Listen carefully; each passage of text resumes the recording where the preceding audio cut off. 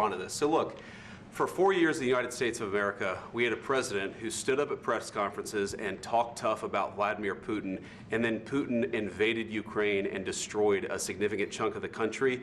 The path to peace and the path to prosperity is maybe engaging in diplomacy. We tried the pathway of Joe Biden of thumping our chest and pretending that the President of the United States' words mattered more than the President of the United States' actions.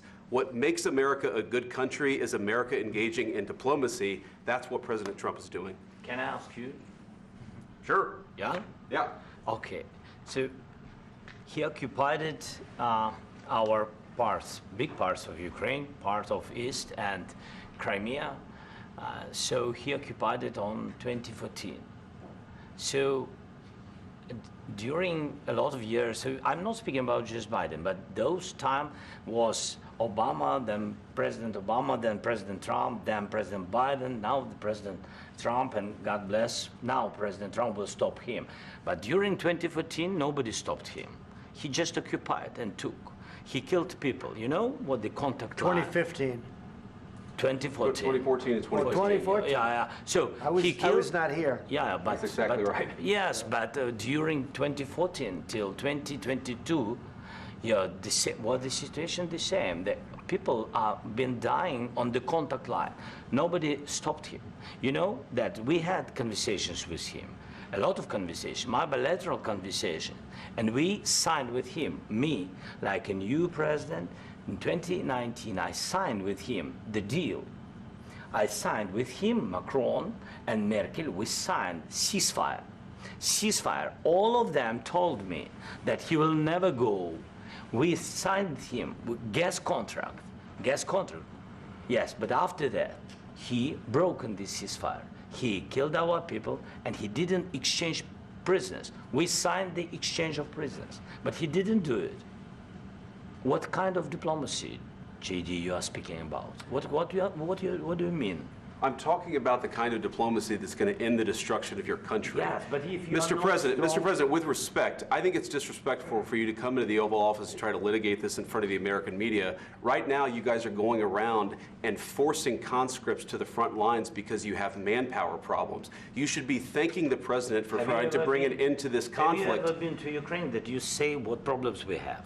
I have been to. Count once. I've actually watched and seen the stories, and I know what happens is you bring people, you bring them on a propaganda tour, Mr. President.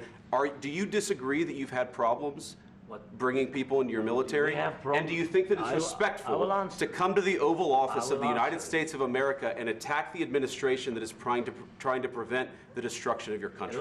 A lot of questions. Let's start from the beginning. Sure. First of all, during the war, everybody has problems, even you, but you have nice ocean and don't feel now, but you will feel it in the future. God bless. You don't know that. God bless. God bless. You will not have a war. Don't tell us what we're going to feel. We're trying to solve a problem. Don't tell us what we're going to feel. I'm not telling you. Because you're in no position to dictate that. That's Remember exactly what this. You're in no position to dictate what we're going to feel. We're going to feel very good. You will feel influence. We're going to feel very good and very strong. You will feel influence. You're right now not in a very good position. You've allowed yourself to be in a very bad position, and he happens to be right about it. From the very beginning of the war. You're not in a good position. You don't have the cards right now. With us, you start having cards. But right now, you don't. You're playing cards. You're playing cards. You're gambling with the lives of millions of people. You're gambling with World War III. You're gambling with World War III.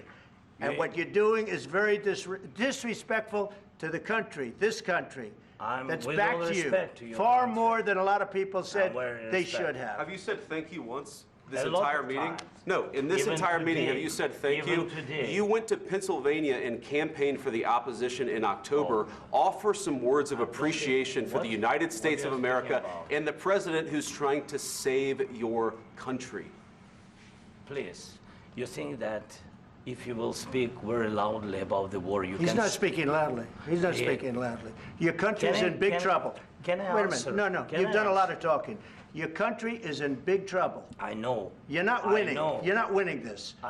you have a damn good chance of coming out okay because of us. Mr. President, we are staying in our country, staying strong from the very beginning of the war. We've been alone, and we are thankful. I said thanks you haven't in been this alone. cabinet, you and haven't not been only alone. in this cabinet. We gave you, through this stupid president, $350 billion. You voted we gave for you your military equipment, and you men are brave, president. but they had to use our military. Yes. What about if you didn't have our military equipment, you invited if me you to didn't speak. have our military equipment, this war would have been over in 2 weeks. In 3 days, I heard it from Putin. In 3 days, this is something maybe new. less. In 2 weeks, of course, yes. It's going to be a very hard thing to do business like this. I tell you. Just say thank you. I said a lot of times except that there are disagreements, and let's go litigate those disagreements rather than trying to fight it out in the American media when you're wrong. We know that you're wrong. But you see, I think it's good for the American people to see what's going on over there. Sir. I think it's very important. That's why I kept this going so long. You have to be thankful. You don't have the cards. Thankful. You're buried there. Your people are dying. I can tell you You're again, running low I know. on soldiers. Don't please, you're running Mr. low on President. soldiers. It would be a damn good thing. Mr. And then you tell us, I don't want a ceasefire. I don't want a ceasefire. I want to go, and I wanted this. Look.